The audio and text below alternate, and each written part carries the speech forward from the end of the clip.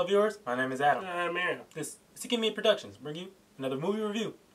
Alright, so we had to take part in it. There was no way we could have fought it. It's too big and too massive for us to not have been a part of the craze. Of course, we're talking about the Barbieheimer effect. Yeah, the Barbieheimer event is... It's a cultural phenomenon. It's probably going to go down pop culture history. Oh, I'll be shocked if it and be studied.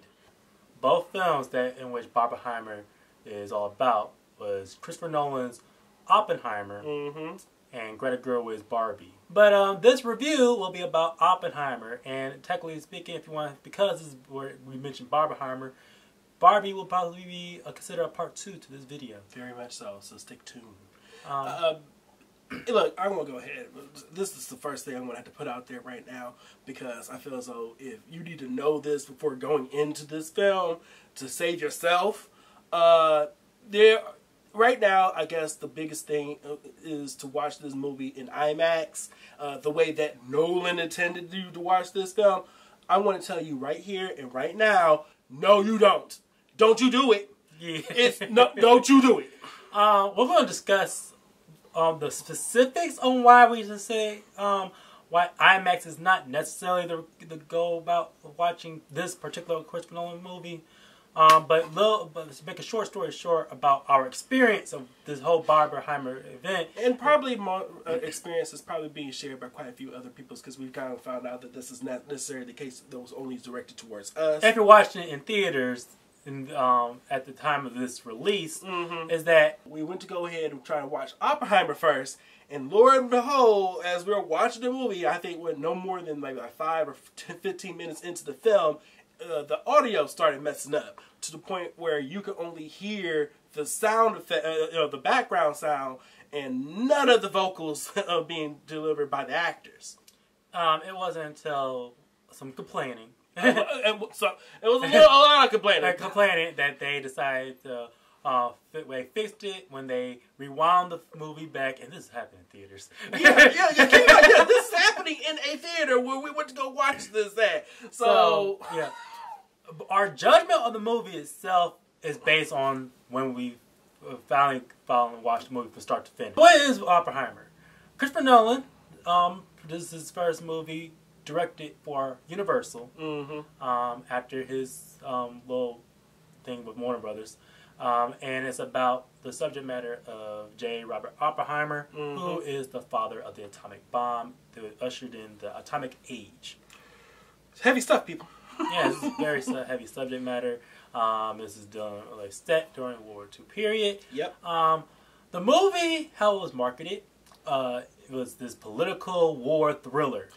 And I guess to an extent, yes, it has some more certain elements than I would say the full-on war concept. More political. This is very much a biopic that was really centered on the discussions and the science that went in and the ethics that went into creating the atom bomb, and how it frames itself. Because Nolan likes to deal with time and displacement, how he presents his movies. This is presented more as a courtroom drama than it is a straight forward biopic. And it's a very intense courtroom drama. Don't get it twisted. Yeah, it's majority of this film mostly just discussions that are happening in rooms with individuals in them. Of course, that's that's really most of the film. However, it's in the delivery of the dialogue and the unique character pieces that you're getting in the acting that's really the shining focus of this film, and of course a lot of the awesome cinematography that you're actually getting. More on that on production. Exactly. The center, you have this, you see glimpses of Oppenheimer's earlier years. The centerpiece of the movie is, in fact, there is a nuclear bomb that sets us off. It's more centered around the Trinity test. Yes. The successful Trinity test, and then it's the aftermath of the war. So get your history books ready, because the film is very dense in its information. Actually, that was kind of a small joke that we had ended up formulating when we were watching it, and then after watching it, that we kind of felt as though we kind of skipped out. We needed some notebooks with us. Yeah, this one was very exposition heavy. So any teachers out there, love out there, y'all might want to bring y'all students to go watch this. Oh, actually, scratch that. Hold on.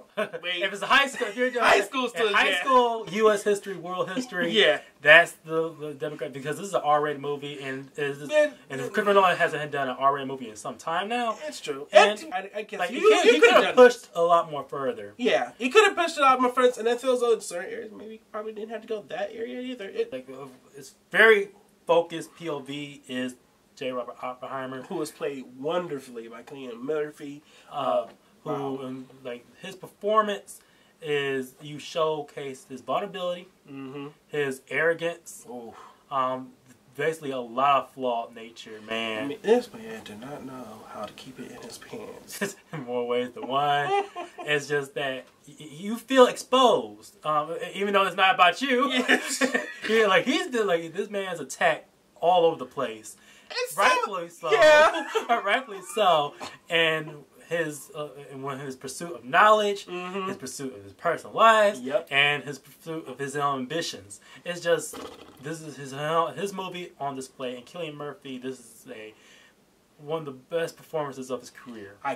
He cut such a credible, focused form and frame. Is unreal. You really do. In every scene he is in, he carries himself with such a presence, you can't help but notice it. He is very much the shining star of this movie. But the thing is, this movie, this is J. Robert Oppenheimer, he's a titular role. This movie does not waste its cast at all. No. Josh Hartnett. Where has he been? Yeah, like the last time we saw this actor, he was in Penny Dreadful. On and I loved him on that. Yes, he plays the real life character person of Ernest Lawrence. Yep. He was he's a peer, scientific peer of J. Robert Oppenheimer during the course of the project. He helped breeze him on to it. Who shares in Oppenheimer's pursuit of knowledge. Exactly. But also there's some type of fallout that happens between the two with them. Well, it has a lot. The fallout itself is born with their unique stances on their political lives. One major supporting actor in the movie is played by Robert Downey Jr. Oh yeah, he plays Louis Strauss. I think I need to see Robert Downey Jr. in more antagonistic or more opposing roles, yeah, protagonist, because he does a well job with that. And some of the ways in which, because of how the film plays out, his role, the significance of his role don't come out until much more later, but it sneaks up on you because of how well it's been laid out over the course of the film. And to be honest with you, a lot of that is done mostly because of Robert Downey Jr.'s performance, but at the same time, it's also because of the expert direction that was given through Christopher Nolan and how well he structured his movie. Again, this is because a lot of Robert Downey Jr.'s performance and in the character of Strauss is done because of the unique story structure that Nolan likes to utilize. Emily Blunt's role as Catherine Oppenheimer, who is Oppenheimer's wife, this could have been a very thankless role as to playing the wife role, just seeing the background. No, she comes in so strong at the last third act. You don't let anybody ruin this for you. In order to truly enjoy what she brought to this film, watch it for yourself. A lot of people like Florence Pugh, with Jason Clarke, of course. Rami Malek is a character that he'll sneak up on you as well. The whole cast will come out in full force in the small bit. The cast is just used beautifully here. It's for SAG, this is going to be a contention for best ensemble. And what's held all this together is production. Of course. Now here's a shining achievement that Christopher Nolan has been probably building his whole career off of. This is a very monumental movie and significant one, because I would say after Interstellar, I feel as though Christopher Nolan had a very steady decline in quality. That's true. Because a lot of his films tend to be very exposition heavy. It was losing a lot of the soul of what people gravitate towards the film. And even though some of his projects became more ambitious over the course of time, I feel as though he got lost into the filmmaking involved and losing sense of the story. Exactly. This one, with such a clear focus on its subject matter, I feel as though it helps resonate with such a strong, clear subject in mind. True. Visually, Christopher Nolan, like again, he prefers to shoot in film. Exactly. This one, I think, is shot on 100% on IMAX cameras. And for a lot of it, I mean, I understand. However, I will argue that I don't feel as though you needed to have watched it in an IMAX theater in order to enjoy that particular the scenery that you would see. I will also say sound in this film is loud. Yeah.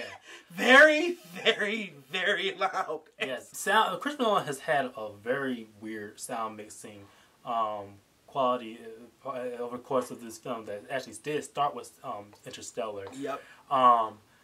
And a lot of it deals with the music and the dialogue possibly being on the same level of each other, which is... It can be very confusing because certain times you find yourself kind of in a haze of trying to figure out what's being said at certain points. It feels overbearing. It can be. It can become nauseating. And maybe that's was the intent.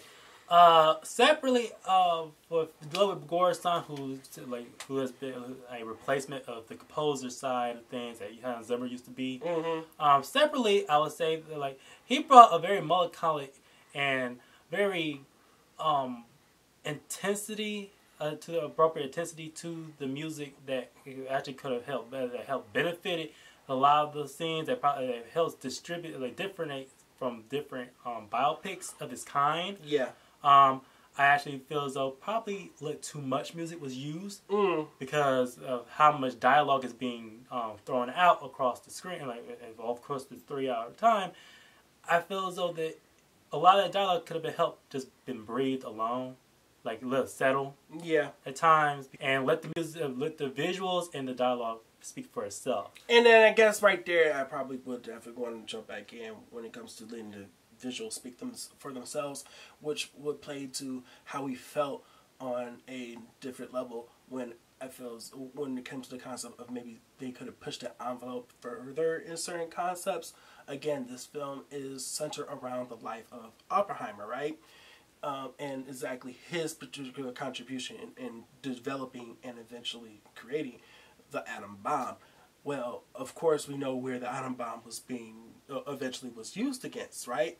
And if we're going to talk about the dangers, or at least the heavy responsibility of the users of such an incredible, powerful weapon on humanity, then it was, at least in our opinion, that we needed to also showcase concepts on how that affects individuals when such a device is used. And the thing is, the movie, how it was done, could have easily shown this because some of the ways in which this film differs from other biopics of this kind is that throughout the movie we see very subjective point of views of how Oppenheimer will see the world, his own internal struggles and his own internal mind, and how he visualized things. Exactly.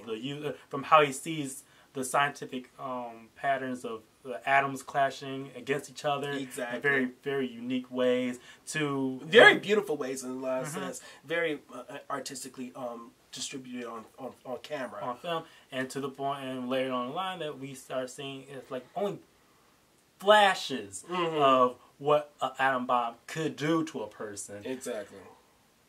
I wish it could have gone further on that part, especially since the mere fact that this is a movie that his first R-rated movie that he's done in a while. Stressed that to the point of how much you can show to get that point across. Probably what they show is probably enough for some people who are not not necessarily prepared enough, or at least willing to handle such material. But I feel as though it is also the responsibility, especially for a film that is directed towards an audience that quite honestly has not yet been truly exposed to the responsibilities and the horrors that such a device can create and do. Especially it's very complex emotions that goes with this particular kind of piece. I'm just saying, if you're willing to show nudity, that a movie that you probably didn't need to show nudity for, you definitely can show just a little bit of graphic violence to some extent. Showing the result of the devices used is just as impactful and important as the reasons why it was used in the first place. And so, even though that we could have been pushed further to get his points across a lot more, just a little bit more, just a little bit, Oppenheimer still winds up being what I think Christopher Nolan's best film in a long, long while. I still feel as though Interstellar is probably his best. But this is clearly still an amazing movie. It really is. And it desperately needs to be seen in theaters. But not exactly in IMAX as was being marketed to. No, you don't need to watch it. Dolby, sure, why not?